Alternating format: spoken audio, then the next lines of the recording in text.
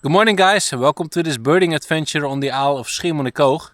For a couple of days now I saw that there was some wind from Scandinavia directly towards the Woodland Isles predicted. And it seems that it arrived yesterday already with a dusky warbler, some Siberian chiffchaffs and some Eurasian treecreepers, which are rare in the Netherlands. So I'm now on Schiermonnikoog, took the 6:30 ferry to the island, took my own bike with me. I'm now sitting on a bench waiting for it to get a bit more light. It's still pretty dark out here. And then I'm going into the area where the dusky warbler was seen yesterday, a species I really hope to get some good shots of.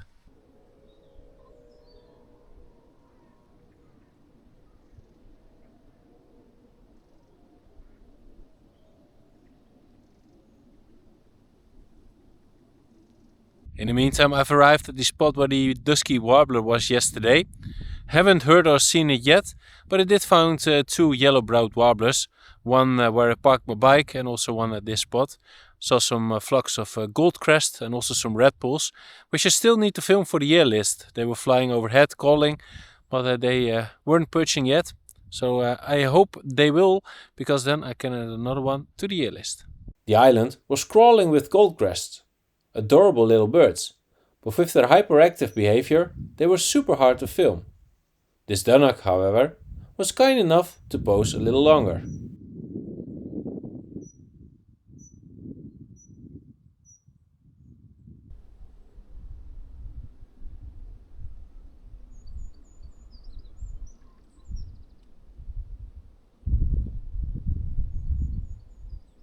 Well, I've been searching for more than 1.5 hours.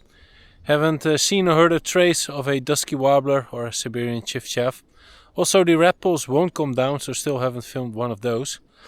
There was just a report of a Richard's pipit sitting on a dike, and that's a species I would like to get some better footage of. So I'm packing up my gear, I'm walking towards my bike and then head that way.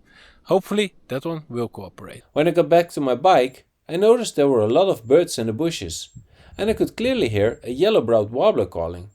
So I decided to invest some time here. And I spotted, among others, this blackbird and a blackcap. At one point, one of the two yellow-browed warblers showed itself beautifully in the sunlight. My best footage ever of this species.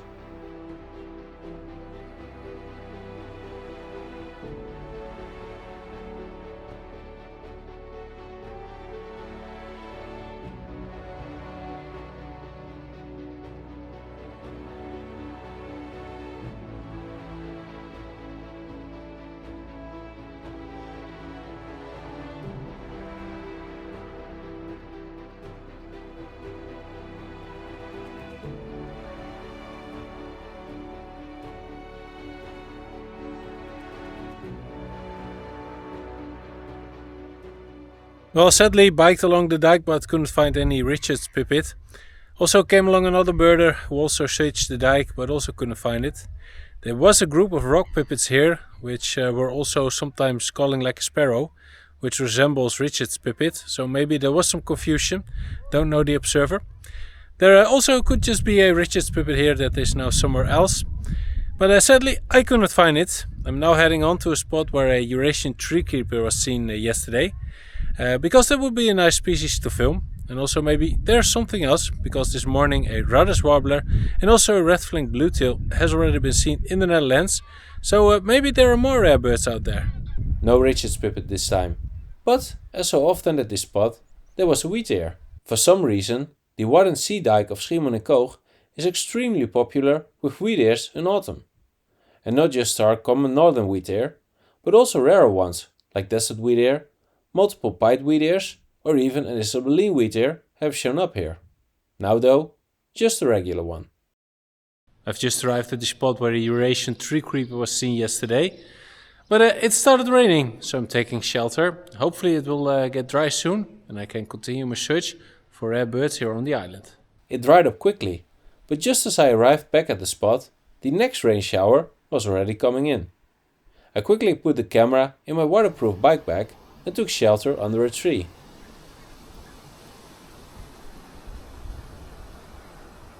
Well, it has started raining again. I did find a group of chiffchaffs, but no Siberian sadly. Also couldn't find anything that resembled a Treecreeper, so possibly against my expectations all the good birds from yesterday have moved on. But in this weather anything can happen, so let's hope it will dry up soon and I can continue searching. I'm now sitting by some fields near a farm where in the past an oriental turtle dove has been seen. There are two grey wagtails foraging here on the field. They are super shy, but I want to get some good shots of them, so I'm staying low to the ground. Hopefully they will get a bit closer and I can get some good shots.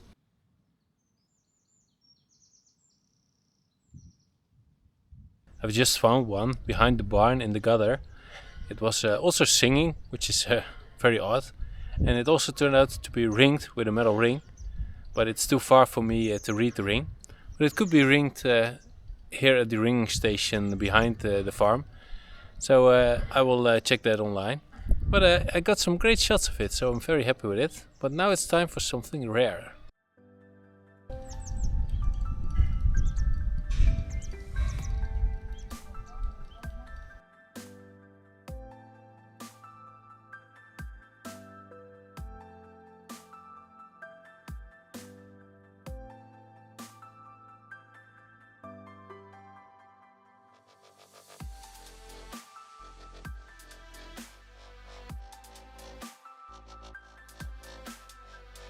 Here, the bird on the rooftop gutter had caught some kind of bee or hoverfly.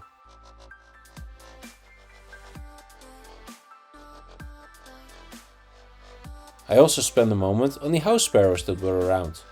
The light was really nice, and in my archive I don't really have any good footage of this species yet.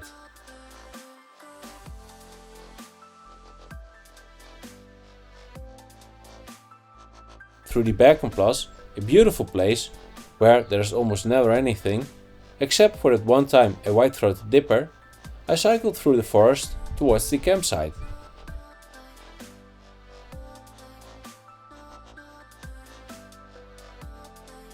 I find bird watching on a campsite always really fun. It's nice and open, and the birds often show themselves more easily and are easier to relocate. A great advantage is that in October, the most exciting bird month, most campsites on the Woodland Islands are closed, so you're not bothering anyone. This time, apart from lots of goldcrests again, and this chaffinch, nothing noteworthy. I'm now biking through the village to the west side of the island again, when I heard a shriek call of a Treecreeper, but it turns out it's just a shorter Treecreeper. In this clip, you can already see the brownish flank, which is way too brown for a Eurasian Treecreeper. The most important feature, aside from the song, is this part of the wing. It's about the shape and position of the yellow patches. Here you can see that the bottom of the spots end in a sharp point. This is good for short-toed Treecreeper. In Eurasian Treecreeper, these are almost always cut off straight. Also, the overlap between these two patches is way too big. In Eurasian Treecreeper, these barely overlap at all. However, the most important thing is that in Eurasian Treecreeper, the rightmost patch is positioned higher, causing all the yellow spots together to form a little bowl shape, where the black cannot flow out. Through the village, I cycled to the Westerplas. Around the lake, a greenish warbler and Siberian chiffchaffs had been reported in the past few days. First, I biked along the little dike next to the lake, but when another shower came in, I quickly headed to the bird hide to take shelter. Here I heard a strange sound again, but no doubt it was just a robin. They can make the craziest noises, which is pretty annoying when you're searching for rare birds in autumn.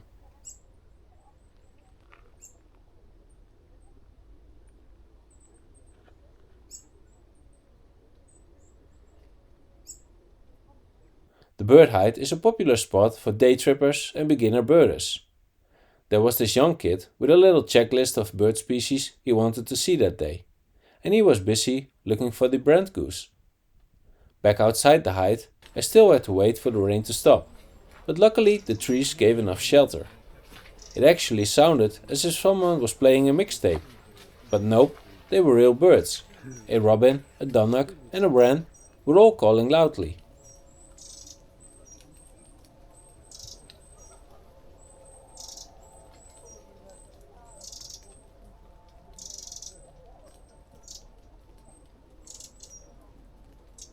By now the weather had cleared and I could move on.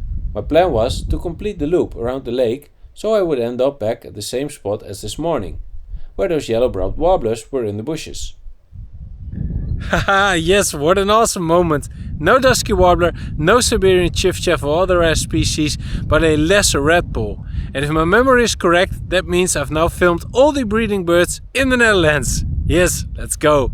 Now let's hope we will also find a rare species today.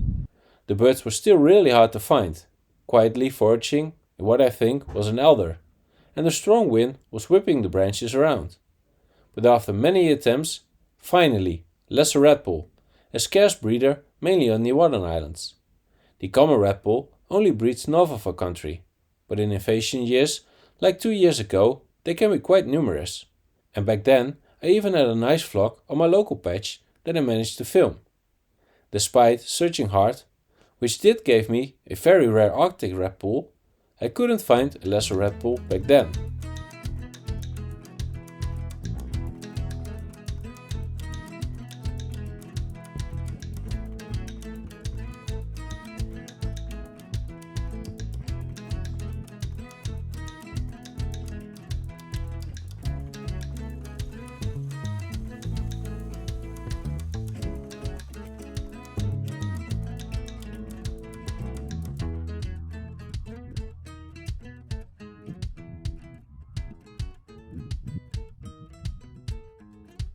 On the other side of the lake, they've now placed a viewing screen so you can scan the water from both sides, but I didn't see anything exciting.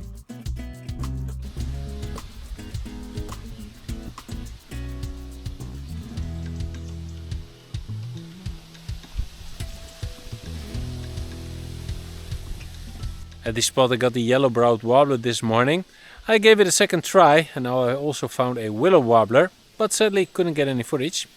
Now a willow warbler isn't a rare species in the Netherlands, but it's a nice one to have in October. And now I've moved on to a spot called Little Switzerland, and here it's also crowded with goldcrest, but nothing else in between. So I'll keep on searching.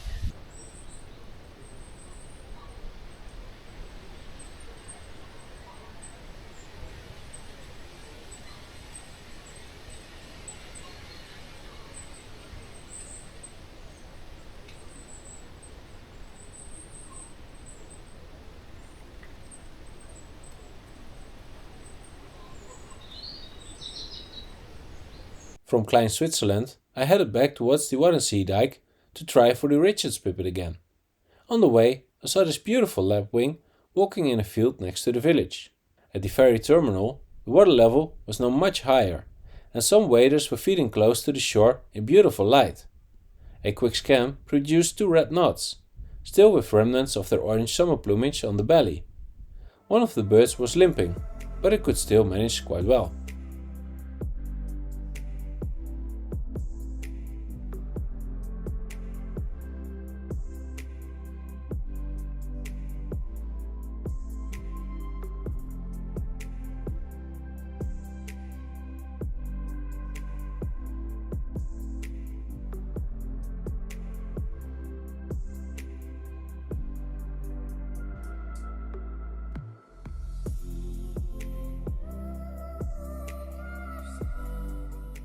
The day is almost over and I'm now birding along the dike near the ferry terminal, where I got some good shots of northern pintail, so that was nice. And there are also some northern wheatears here, 6 in total, whereas this morning I only saw 1, so maybe some have arrived. I don't think I will find anything rare anymore today, but maybe some good shots of some more common birds would also be nice. Stunning, those northern pintails, with their chocolate brown heads and beautiful blue bills. The females, like in most duck species, are much more subtly patterned, but even then the blue bill really stands out.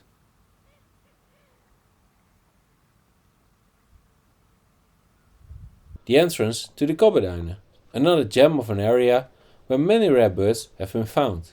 It was getting too late to wander through the entire area, but near this bench rare wood warblers have been found multiple times, so I decided to just sit down and relax and see what would pass by. A barn swallow was still flying around, a flock of long-tailed tits came by, A goldcrest was, once again, way too fast for me, but a blue tit finally sat nicely in view.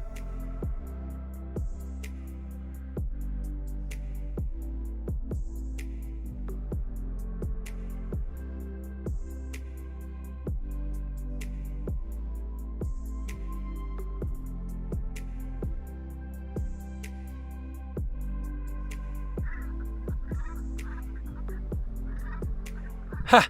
Nice! I had some light left, so I decided to bike alongside the bottom dike to see if I could find the hooded crow or maybe the black brent, which counts as a separate species in the Netherlands. And from my bike with the naked eye, I indeed saw the black brent, so that's another one added for my Dutch part of the challenge.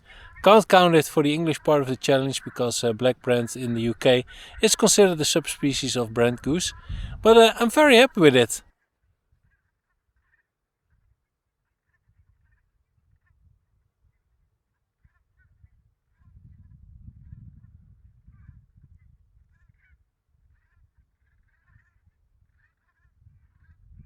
And with this black brand, we end this episode of the 250 bird challenge. If you liked this episode, then please hit the like button. And if you're new here, don't forget to subscribe. And I'll see you next time.